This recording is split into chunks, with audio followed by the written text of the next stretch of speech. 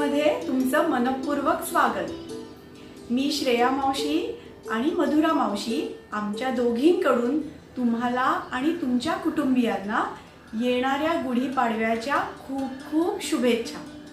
आज या गुढीपाडव्याच्या निमित्तानेच आपण प्रभू रामचंद्रांची परमभक्त शबरी हिची एक गोष्ट ऐकणार। दंडकारण्य हे खूप निबिड आणि घनदाट असं जंगल होतं। ह्या जंगलामध्ये खूप रानटी आदिवासी लोकांची वस्ती होती। हे आदिवासी लोक होते ते जुन्या रूढी परंपरा बाळगणारे होते। त्यांना कसं वागावं, कसं राहावं, कसं सुसंस्कृतपणाने जगावं ह्या बऱ्याचशा गोष्टींची माहिती नव्हती। ह्या अशा आदिवासी लोकांच्या जीवनाचा नेहमीचा भाग म्हणजे प्राण्यांची शिकार करणं आणि बऱ्याचदा मेजवानीसाठी बरेच प्राणी मारून आणणं हा त्यांचा रोजचाच एक भाग होता। आपल्या ह्या गोष्टीतली शबरी होती ती एक लहानशी काळी सावळी गोड अशी दिसणारी मुलगी होती आणि तिला इतर सगळ्या लोकांप्रमाणे प्राणी मारायला बिलकुल सुद्धा आवडायचं नाही। एवढंच काय तर झाडावरची फुलं तोडताना सुद्धा ती खूप विचार करायची। तिला असं वाटायचं की झाडावर फुलं किती छान दिसतायत, जणू काही ती त्यांच्या आईच्या मांडीवरची बाळं आहेत आणि कितीतरी जास्त दिवस जगू शकतात। पण आपण एकदा का फूल तोडलं की मग मात्र संध्याकाळपर्यंत ते फूल कोमेजून जातं। आपली ही लहानशी शबरी होती ती खूप संवेदनशील मनाची होती, अगदी निरागस होती। तिला फुलं तोडताना सुद्धा वाईट वाटायचं। अशा या शबरीचं लग्न ठरलं आणि लग्नाची खूप मोठी धामधूम सुरू झाली होती। शबरी आपल्या खोलीमध्ये बसली होती आणि खोलीच्या खिडकीतून तिने बघितलं की तिकडे बरेचसे बोकड तिथे बांधलेत। तिला फार आश्चर्य वाटलं, एवढे बोकड कसे काय आपल्या घरी आले? तिने आपल्या आईला विचारलं, आई अगं हे बोकड कशासाठी आणलेत, केवढे आहेत बोकड? आई म्हणाली, अगं शबरी तुझं उद्या लग्न आहे ना, मुलाकडची माणसं येतील, केवढे तरी पाहुणे येतील, मग त्यांना मेजवानी नको का द्यायला? या सगळ्या बोकडांचं उद्या चांगलंसं जेवण आपण करणार आहोत। सगळी पाहुणे मंडळी अगदी खुश होती। हे ऐकल्याबरोबर शबरीने पुन्हा एकदा या बोकडांकडे पाहिलं। त्यांच्या डोळ्यामधली भीती तिला स्पष्ट दिसत होती आणि तिला सारखं असं वाटत होतं ते बोकड तिला म्हणतायत की आमचा जीव वाचव ना गं शबरी। त्या बोकडांच्या निरागस डोळ्यांमधलं दुःख बघून या लहानग्या शबरीचा जीव अगदी कळवळला। अगदी संवेदनशील, अगदी लहानशी निरागस अशी ही मुलगी होती। तिने ताबडतोब निर्णय घेतला। तिला असं वाटलं की आपलं जर लग्नच झालं नाही तर ही मेजवानीच होणार नाही, मग आपोआपच या बोकडांचा जीव वाचेल। म्हणून ती काहीही विचार न करता आपल्या घरातून सगळ्यांचा डोळा चुकवून लांब पळून गेली। काही वेळानंतर घरच्यांना वाटलं शबरी गेली तरी कुठे, असं म्हणून त्यांनी तिचा शोध सुरू केला तर शबरी काही सापडेना। दंडकारण्य हे अतिशय निबिड आणि घनदाट जंगल होतं। त्या जंगलामधून सुसाट वेगाने शबरी पळत होती। ती वनकन्याच होती, जंगलातच लहानाची मोठी झाली होती, त्याच्यामुळे तिला भीती माहीतच नव्हती। सुसाट वेगाने काट्या कुट्यातून भल्या मोठ्या जंगलातून वाट काढत काढत ती एका लहानशा आश्रमाजवळ पोहोचली। पंपा सरोवराच्या जवळचा हा आश्रम होता मातंग ऋषीचा। त्या आश्रमाचं वातावरण वेगळंच होतं, अगदी आनंदी, प्रसन्न, विलोभनीय असं वातावरण होतं। ह्या वातावरणात शबरीने बघितलं की त्या आश्रमात ससे बागडतायत, हरणांची लहान लहान पाडसं, छोटी छोटी पिल्लं इकडे तिकडे मजेत फिरतायत।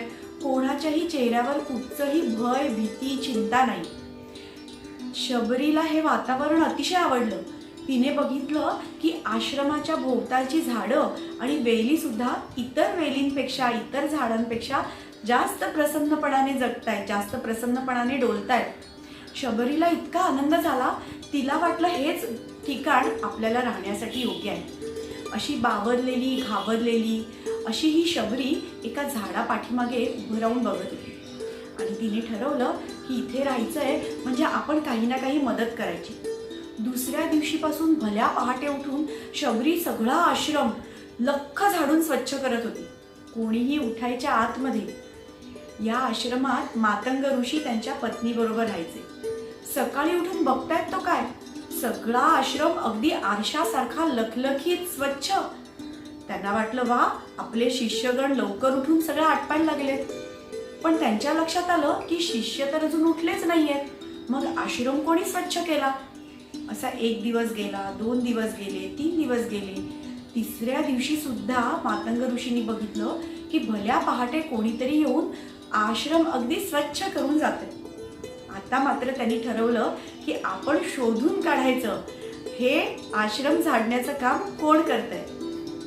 मातंग ऋषी रात्रभर जागे राहिले आणि त्यांनी बघितलं की एक लहानशी चिमुरडी, काळी सावळी आणि तरतरीत चपळ अशी लहानशी मुलगी येऊन आपला आश्रम रोज पहाटे झाडून जाते. त्या तिच्या समोर गेले आणि तिला म्हणाले, बाळा घाबरू नकोस, कोण तू, कुठून आलीस आणि तुझं काय काम आहे, तू रोज आश्रम का स्वच्छ करतेस? शबरी म्हणाली, महाराज माझं नाव शबरी आणि मला इथे राहायला फार आवडलंय. इथे फार सुरक्षित वाटतंय, जशी कोणाला कोणाची भीती नाही, सगळेजण अगदी आनंदाने आपलं आयुष्य जगतायत. मला इथे तुम्ही राहू द्याल का? मातंग ऋषींनी आनंदाने तिला आपल्या आश्रमात ठेवून घेतलं. बाकीच्या शिष्यांबरोबर मातंग ऋषी शबरीलाही वेगवेगळी स्तोत्र, वेगवेगळे नीती नियम, जगण्याचे चांगले संस्कार असे शिकवू लागले. शबरी देखील इतर मुलांबरोबर सगळं शिकून तरबेज होत होती. पण सगळ्या मुलांपेक्षा शबरीमध्ये एक गुण फार वेगळा होता. शबरी फार भक्तिभावाने मातंग ऋषींची सगळी कामं करत असे आणि मातंग ऋषी तिच्यावरती आपल्या लेकीप्रमाणे, आपल्या मुलीप्रमाणे प्रेम करत असे. बालदोस्तांनो, एके दिवशी काय झालं माहितीये? मातंग ऋषी हळूहळू वृद्ध व्हायला लागले होते आणि शबरीला त्यांनी आपल्या मुलीप्रमाणे वाढवलं होतं. शबरीलाही कळत होतं की आता मातंग ऋषी खूप वृद्ध झाले, फार दिवसांचे सोबती नाही. फार दुःख होत होतं तिला. ती सारखी त्यांच्या पायाशी बसून असायची. मातंग ऋषी शबरीला म्हणाले, बाळा अशी निराश होऊ नकोस, तू इतकी वर्ष सेवा केलीस, सगळं भक्तिभावाने अगदी काम केलंस, जे काही काम केलंस ते खूप मनापासून केलंस. माझा तुला आशीर्वाद आहे की तुझा खूप उद्धार होईल, तुला देवाचे खूप चांगले आशीर्वाद मिळतील. शबरी रडायला लागली आणि ती म्हणाली, महाराज आपल्याला सोडून मी कशी जगू, मी कशी राहू? मी तुम्हाला वडिलांप्रमाणेच मानलंय, तुमच्या माघारी माझं काय होईल? मातंग ऋषी तिच्या डोक्यावर हात ठेवून म्हणाले, बाळा शबरी काळजी करू नकोस, या आश्रमामध्ये एके दिवशी नक्कीच प्रभू रामचंद्र येतील. ते तुला अतिशय सुंदर आशीर्वाद देतील आणि तुझ्या जगण्याचा उद्धार करतील, तुला मोक्षप्राप्ती होईल, तुला त्यांचा आशीर्वाद मिळेल. असं बोलून मातंग ऋषींनी आपला देह ठेवला, म्हणजे मातंग ऋषींचा मृत्यू झाला. त्यांच्या मृत्यूनंतर शबरी अतिशय एकटी पडली. पण तिने आश्रमाची स्वच्छता ठेवणं, सगळं नीट आवरणं चालूच ठेवलं. तिने स्वतःसाठी एक लहानशी पर्णकुटी उभारली आणि त्या पर्णकुटीत जाऊन ती राहू लागली. तिच्या लक्षात होतं मातंग ऋषींनी सांगितलेलं की एक दिवस प्रभू रामचंद्र येतील आणि तुला आशीर्वाद देतील, तुझ्या भक्तीचं ही उपासना पूर्ण होईल. शबरीने ठरवलं की रोज सकाळी जंगलात जायचं, रानफुलं गोळा करायची, खाली पडलेली, जमिनीवर खाली पडलेली फुलं गोळा करायची, त्यांचा सुरेखसा हार करायचा. रानात जाऊन बोरं किंवा इतर काही जंगली फळं असतील ती घेऊन यायची आणि बरं का, ही सगळी फळं चाखून बघायची. का? तर आपल्या रामरायाला एखादं कडू, आंबट असं फळ नको द्यायला. रामरायाला सगळी गोडच फळं हवीत. म्हणून शबरी रोज फळं चाखायची, कडू फळं वाटली किंवा आंबट वाटली तर फेकून द्यायची आणि गोड फळं असतील तर ती आपल्या परडीत ठेवून द्यायची. आपली फुलं आणि परडी, फळांनी भरलेली परडी घेऊन शबरी आश्रमात यायची. दिवसभर देवाची, रामचंद्राची उपासना करत राहायची, रामनामाचा जप करत राहायची. असेच बरेच दिवस उलटून गेले, पण प्रभू रामचंद्र काही आले नाही. पण शबरीचा मात्र ठाम विश्वास होता की प्रभू रामचंद्र नक्की येतील.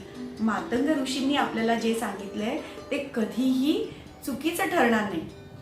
बालदोस्तांनो, प्रभू रामचंद्राला त्याच्या आईच्या कैकेयीच्या एका वचनामुळे 14 वर्षांचा वनवास भोगण्याची आज्ञा झाली आणि प्रभू रामचंद्रांनी एका क्षणाचाही विचार न करता आपलं राज्यपद सोडून दिलं आणि आपला धाकटा भाऊ लक्ष्मण आणि आपली बायको सीता ह्या सगळ्यांसकट ते सरळ वनवासाला निघून गेले.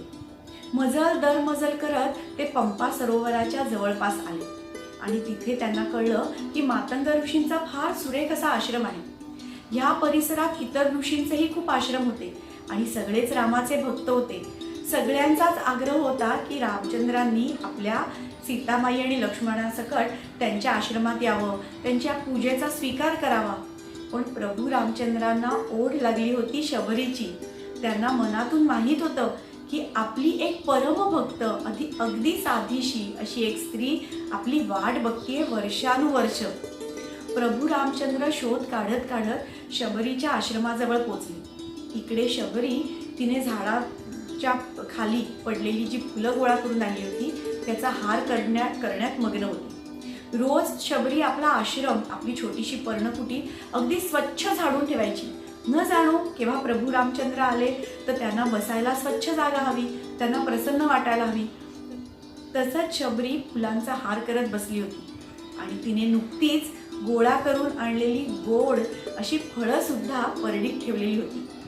मान खाली घालून ती हार करत होती आणि तिचं लक्ष गेलं जमिनीवर 2 सुकुमार सुंदर असे पाय दिसले.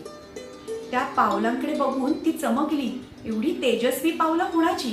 तिने वर बघितलं तर साक्षात प्रभू रामचंद्र समोर उभे होते. शबरीने आतापर्यंत प्रभू रामचंद्रांना कधी बघितलं नव्हतं, पण तिची खात्री पटली मनोमन की हेच आपले प्रभू रामचंद्र आहेत. तिने ताबडतोब प्रभू रामचंद्रांच्या पायावरती लोटांगण घेतलं, त्यांचे पाय घट्ट धरले आणि आपल्या अश्रूंनी त्यांचे पाय भिजवून टाकले. सीतामाई आणि लक्ष्मण आश्चर्याने बघत होते. त्यांना माहीत होतं की शबरी कधीच प्रभू रामचंद्रांना आतापर्यंत भेटलेली नाहीये. प्रभू रामचंद्रांनाही शबरी कशी दिसते माहिती नाहीये, पण प्रभूंनी आपल्या भक्त शबरीला ताबडतोब ओळखलं आणि शबरीने सुद्धा आपल्या प्रभूंना ओळखलं. आपल्या अश्रूंचा अभिषेक रामाच्या पायावरती शबरी करत होती आणि आनंदाने ती अगदी वेडावून गेली होती. तिने प्रभूच्या रामचंद्रांना हात धरून एका बैठकीवर बसवलं. सीतामाईला आणि लक्ष्मणाला सुद्धा आग्रह करून तिथे शेजारी बसवलं आणि ती म्हणाली, आता तुमच्या सगळ्यांची मी पूजा करते. किती वर्ष वाट पाहिली प्रभू रामचंद्रा तुझी मी, आणि आत्ता तू आलायस. आता मी तुझी पूजा केल्याशिवाय आणि तुला नैवेद्य दाखवल्याशिवाय सोडणार नाही. शबरीने आपल्या रानफुलांनी प्रभू रामचंद्रांची, सीतामाईची आणि लक्ष्मणाची पूजा केली आणि तिने परडीतली गोड फळं प्रभू रामचंद्रांसमोर ठेवली. लक्ष्मण अगदी चतुर होता. लक्ष्मणाने लगेच बघितलं.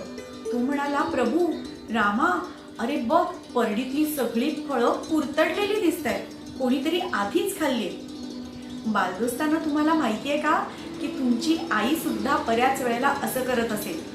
गणपतीच्या दिवसामध्ये जेव्हा मोदकाचा खमंग वास घरात येत असतो त्यावेळेला तुमच्या पोटात अगदी कावळे ओरडत असतात आणि कधी एकदा मोदक खातोसं झालेलं असतं. पण आई दटावून काय सांगते तुम्हाला?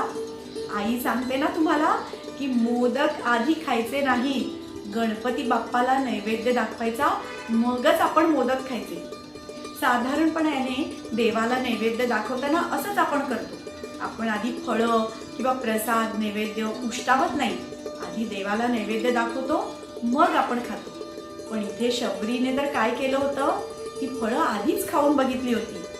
बालदोस्तांनो, शबरी ही एखाद्या आईसारखी होती.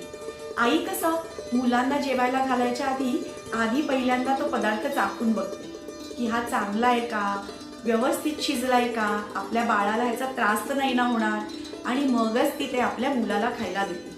शबरीचं असंच रामावर अतिशय प्रेम होतं आणि तिला वाटत होतं आपल्या प्रभूंना, आपल्या रामाला आंबट कडू फळं खायला लागू नयेत, म्हणून तिने ती फळं चाखून बघितली होती.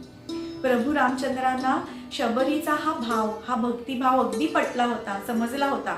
म्हणून त्यांनी प्रेमाने लक्ष्मणाकडे बघितलं आणि म्हणाला, अरे माझ्यावरच्या प्रेमापायीच मला कडू आंबट फळं खायला लागू नये म्हणून शबरीने ही फळं चाखून बघितली.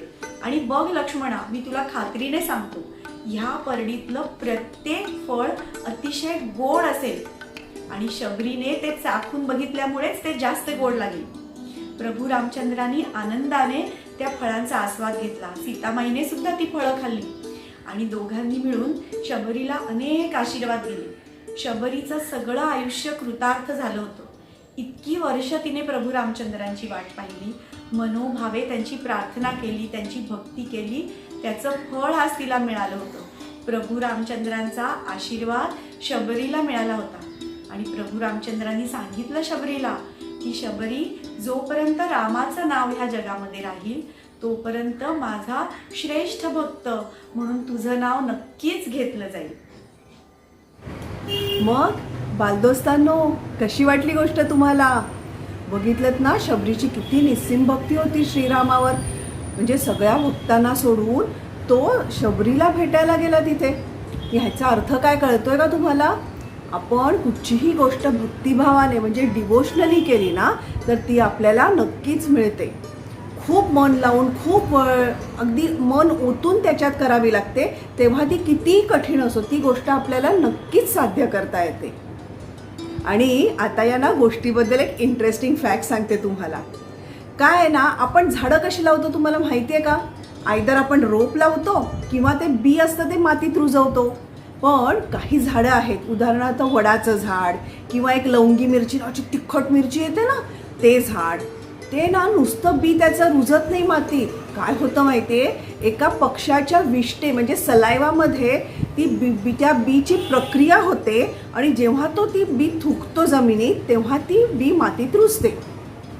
तर आपली ही शबरी जेव्हा श्रीरामासाठी बोरं गोळा करत होती ना त्यावेळेला एका पक्ष्याने म्हणे ते एक बोर खाल्लेलं होतं आणि मग तो लांब लांब लांब लांब उडत असं उत्तरेकडे गेला आणि त्याने एका पर्वतावरती बी थुकली. तिथे एक छानसं झाड उगवलं. आणि कुठचं झाड माहिती आहे का? ते संजीवनी. आलं लक्षात तुमच्या?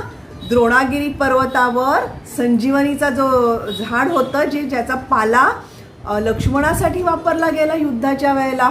लक्ष्मणाचे प्राण वाचले. तर अशी त्याची एक कथा मी वाचलेली होती म्हणून तुमच्याशी शेअर केली. आणि आता फाल्गुन मास संपत आलेला आहे आणि आपल्या पंचांगाप्रमाणे चैत्र महिना लागेल. म्हणजेच आता चैत्र महिन्यातला पहिला दिवस चैत्र शुद्ध प्रतिपदा काय आहे बरं? आपला गुढीपाडवा, जो आपण सण दरवर्षी साजरा करतो. 3.5 मुहूर्तांपैकी एक. का माहिती आहे तुम्हाला?